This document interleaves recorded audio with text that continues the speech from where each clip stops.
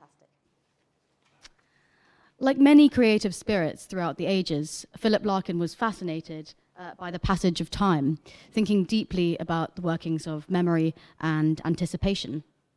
From the Audenesque compositions of his schoolboy days to the Celtic fever of the 1940s, as he called his obsession with Yeats, to the more clear-sighted, elegiac, and sometimes humorous poetry of the 1950s onwards, it's clear that Larkin was often meditating on time, nostalgia, age, regret, hopes and fears for the future, bad habits of expectancy, as he put it in Next Please.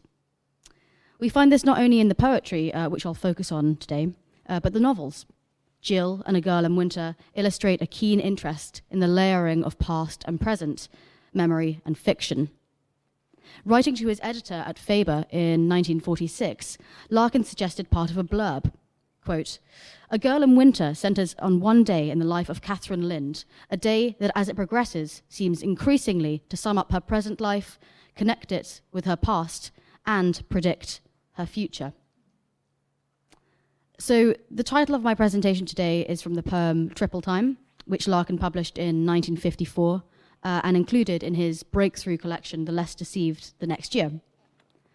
As the title suggests, the poem explores precisely this interplay between these temporal dimensions, past, present, and future. He begins by isolating elements which constitute the present before reimagining the scene in front of him as a palimpsest of all that came before and all that will come. This empty street, this sky to blandness scoured, this air a little indistinct with autumn, like a reflection, constitute the present, a time traditionally soured, a time unrecommended by event. But equally they make up something else. This is the future furthest childhood saw between long houses, under travelling skies, heard in contending bells, an air lambent with adult enterprise.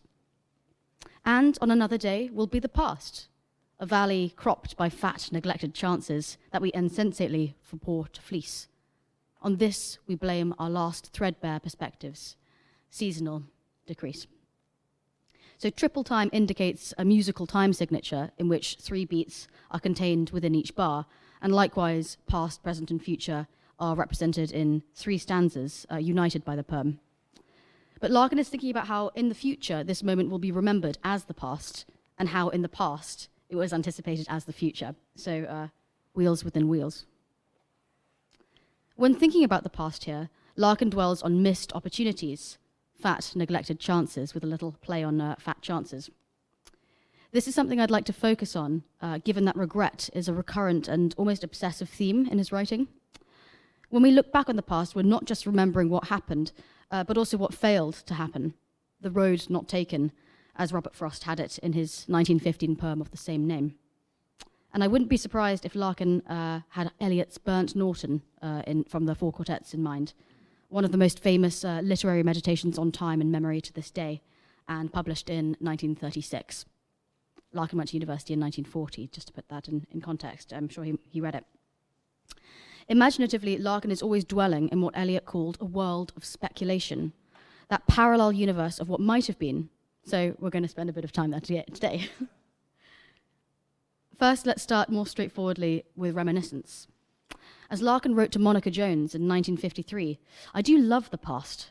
Anything more than 20 years back begins to breathe a luminous fascination for me. It starts my imagination working." This is true, and remains so for the rest of his life. It was one of the reasons he loved Hardy. Larkin was fascinated by how the past finds its way into the present, whether through individual recollection, collective memory, prompts such as photographs, musical records, rooms, objects, and even poems themselves. After all, isn't this what a poem does? He repeatedly emphasized the poem's role in preserving and perpetuating experience for the future, claiming that the prime responsibility is to the experience itself. This emphasis on accuracy coincided with a change of mood in the 1950s, which heralded the arrival of a new group of clear-sighted, unpretentious writers, loosely known as the Movement. And in the 1957 introduction to New Lines, Robert Conquest claimed that their poetry was empirical in its attitude to all that comes, showing reverence for the real person or event. This language bears similarity to lines on a young lady's photograph album, the opening poem of The Less Deceived, where photographs immortalize a real girl in a real place, in every sense empirically true. The poem reflects on the memorializing function of photography and poetry. The title puns on lines of poetry and the physical creases on photographs, while photography as a word means writing in light. Both are ways of recording experience while acknowledging what we have lost. After all, we see the past through the prism of the intervening years. To condense, in short, a past that no one now can share, no matter who's your future. Calm and dry, it holds you like a heaven, and you lie unvariably lovely there, smaller and clearer as the years go by. The young lady in question, Winifred Arnott, is both achingly distant and tantalizingly close, smaller and clearer as she retreats into the mists of time. And I think we find this the same sense of time as a clarifying force in long sight and age. They say eyes clear with age, but without the erotic frisson. Occasionally, a vivid sensory memory, or what Proust might call an involuntary memory, throws us back to the past without premeditation. Music, memory, and nostalgia have an intriguing relationship in Larkin's poetry. We might think of the musical connotations of Triple Time, the concert of Elgar linking Maeve and Larkin across the airwaves in broadcast, the widow reading old love songs in age, and reliving the unfailing sense of being young. The soaring clarinet in for Sidney Bechet, and the old record, Oliver's Riverside Blues, which sparks a sense of shared loss between the speaker and his mother in reference back. The 1923 record, which was originally played on a pre-electric horn the year after I was born, 3 decades later made this sudden bridge between past and present. Again, we find a musical pun on the word bridge. It is autobiographical, describing Larkin's experience of being brought back into communication with my mother by a record. Interestingly, it used to be called referred back, and then Larkin changed it to reference back, and I think this revision creates a sense of circularity. So this is one example of a more general phenomenon. Larkin's sense of the past is inextricably linked with loss, always tinged with elegy. Truly, though our element is time, we are not suited to the long perspectives open at each instant of our lives. They link us to our losses. Worse, they show us what we have as it once was, blindingly undiminished, just as though by acting differently, we could have kept it so. This brings me to that parallel universe where Larkin spent so much time. What might have been, what could have happened had we acted differently, or been dealt a different hand in life. There's always this double vision in his poetry, a curious counter-whispering, as he put it in Success Story. The widow of love songs and age not only mourns her past, for example. She looks into the past in order to mourn an imagined future that never came into being, but this is only suggested at the end. She rereads the love songs she used to play as a young woman, and the glare of that much-mentioned brilliance, love, broke out to show its bright incipience sailing above, still promising to solve and satisfy and set unchangeably in order. So, to pile them back, to cry, was hard without lamely admitting how it had not done so then and could not now. Love is still promising to solve, but then that quietly devastating line comes, it had not done so then and could not now. The poem sets you up to think that the widow is grieving her husband and the past they shared, and she is, but in some ways she is grieving her hopes about love, the future that could have been. The effect is deeply poignant. Despite the sadness of the ending, the luminous image of love sailing above, still promising to solve, with that beautiful celestial language of ascension and brightness, brilliance and bright incipience, speaks to the triumph of hope over experience. Even though love didn't solve and satisfy, and the widow knows this, the beauty of the dream remains. No one mourns a non-existent past or a frustrated future quite like Larkin. This may be due to his negative constructions, including words beginning with the prefix un, where meaning is generated by absence. He employs these in I Remember, where he recalls the place Coventry, where my childhood was unspent. As he explained in 1959, the poem listed rather satirically a lot of things that had never happened during that time. Nothing, like something, happens anywhere, he concludes cryptically in the final hanging line of the poem. As James Booth put it, these words transcend their context and haunt the reader like a Wittgensteinian puzzle. The memory is filled with spectral non-events that never took place, non-people that didn't exist. The garden where I did not invent blinding theologies of flowers and fruits, and wasn't spoken to by an old hat. And here we have that splendid family I never ran to when I got depressed, the boys all bicep and the girls all chest. And yet here they are, lingering in the imagination and reminding him of an alternate history. This kind of doubling occurs in the present too. Larkin had a penchant for conjuring wistful, imagined alternatives of how life should or ought to be. There is a sense of longing, often thwarted when slammed up against reality, and Larkin's decision to call his 1955 collection The Less Deceived, a play on Ophelia's line from Hamlet, I was the more deceived, indicates an attempt to come to terms with this. Take The Whitsun Weddings, a collection which, as Ricks put it, demands that we reconcile truth and imagination. Note the number of modal verbs here. In Essential Beauty, a poem about the power of advertisements and what they represent, adverts are sharply pictured groves of how life should be. In Home is So Sad, a beautiful elegy for the home, the configuration of furniture is a joyous shot at how things ought to be, long fallen wide. What ought to be stalks the couple in Talking in Bed, who are troubled by the disconnect between their physical closeness, lying in bed together, and their lack of emotional intimacy. Talking in bed ought to be easiest. Lying together there goes back so far, an emblem of two people being honest. Yet more and more time passes silently. The couple lie there, haunted by the spectre of what ought to be easy and natural. They are isolated despite their unique distance from isolation, or perhaps because of it.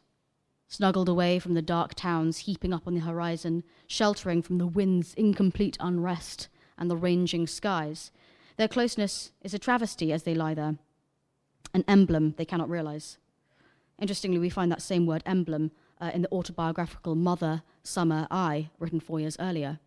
Quote, "Too often summer days appear emblems of perfect happiness I can't confront." End quote.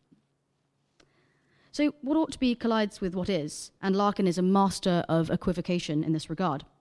Other examples from The Whitsun Weddings spring to mind. That wonderful line from for Sidney Bechet, his paean to the jazz clarinetist. "On me your voice falls as they say love should, like an enormous yes. But not as love does, as they say love should." It's always couched in equivocation. Or the congregation in faith healing, yearning for salvation. In everyone there sleeps a sense of life lived according to love. To some, it means the difference they could make by loving others, but across most, it sweeps as all they might have done had they been loved. That nothing cures. An immense slackening ache as when, soaring, the rigid landscape weeps, spreads slowly through them. That, and the voice above saying, "Dear child," and all time has disproved. Finally, the bittersweet ending of An Arundel Tomb, where the effigy of the Earl and Countess comes to prove our almost instinct, almost true. What will survive of us is love. Almost instinct, almost true. And yet the beauty and simplicity of that line does ring true. And that's why so many people have it on their tombstones, including, I believe, Maeve Brennan. In these poems, we're always on the cusp of something, longing for love, peace, happiness, and yet never quite able to grasp it, that classic lyric posture. The result is a poignant push and pull between hope and resignation. And yet the latter doesn't cancel out the former, which is why I reject Donald Davies' remark that Larkin wrote a poetry of lowered sights and patiently diminished expectations. I don't know how anyone can read the transcendent endings of High Windows at the Whitsun Weddings or Here and come to that conclusion. You can know that something will never be, but that won't stop you from wanting it anyway, and sometimes the opposite is true. This is partly what makes the human experience so fantastically complex. Think about the very rich literary tradition of unrequited love, where denial strengthens feeling. It's all part of the longing, the Sehnsucht, this desire to go beyond, which makes much of Larkin's poetry both melancholy and uplifting, pining for that unfenced existence. So, this lyric posture of yearning, something always in the offing, did this influence Larkin's sense of the future and his attitude to decision-making? or more specifically, his reluctance to arrive at any decision, to commit to anything or anyone, and thereby shut off a sense of infinite possibility.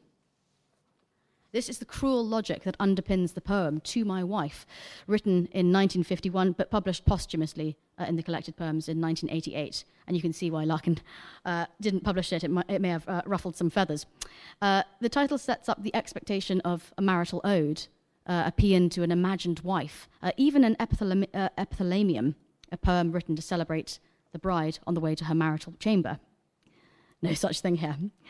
Larkin launches in brutally. Choice of you shuts up that peacock fan the future was, in which temptingly spread all that elaborative nature can. Matchless potential, but unlimited only so long as I elected nothing. These two lines, matchless potential, but unlimited only so long as I elected nothing, tells us something about Larkin's psychology, I think, and his attitude to the future as well as the past. Regrets about the past influence his attitude to the future. He always wants to keep his options open, but also if you don't do something, then you can't fail at it. Larkin was incorrigibly plural, to borrow Louis MacNeice's phrase. Kingsley Amis purportedly remarked to his son at Larkin's funeral, "I sometimes wonder whether I ever really knew him." In modern parlance, the Bard of Hull was what we might call a commitment phobe. He works through these fears in his poetry, voicing anxiety about domestic entrapment, life crystallizing around decisions which were hardly meant, and crushing his ability to create art. Our flesh surrounds us with its own decisions, he remarked gloomily in Ignorance. This fear is reflected in his predilection for renting rather than buying property, keeping the illusion of freedom alive, as well as his aversion to marriage, cohabitation, and children. He may have been disparaging about his own sex appeal, calling himself, among other remarks, a pregnant salmon and an egg sculpted in lard wearing goggles. But as we know, his romantic life was hardly monastic. On the contrary, he never settled down with any of his partners until Monica fell ill in 1983, moved in to convalesce, and then never left. But even that wasn't a decision, it just kind of happened. Endlessly delaying decision-making freed him from the anxiety of choice, or what Kierkegaard called the dizziness of freedom. And yet it also offered him a sense of infinite possibility, unlimited only so long as I elected nothing. It gave him the distance to idealize, lean into the sexual or romantic frisson of longing, and live in the realm of the imaginary. He sums up the state of trembling incipience in the early poem Many Famous Feet Have Trod. Nothing's to reach, but something's to become that must be pitched upon the luminous. So, today we've gone on something of a whistle-stop tour of Larkin's past and present, but spiraled into different directions too. What could have been, what might yet be, and what Larkin dreams of but actually doesn't want to realize in reality. The present, such as it is, contains multitudes, and I'll give Larkin the last word here, leaving you with his beautiful description of the multifaceted present from The Old Fools, when he described the million-petaled flower of being here. Thank you.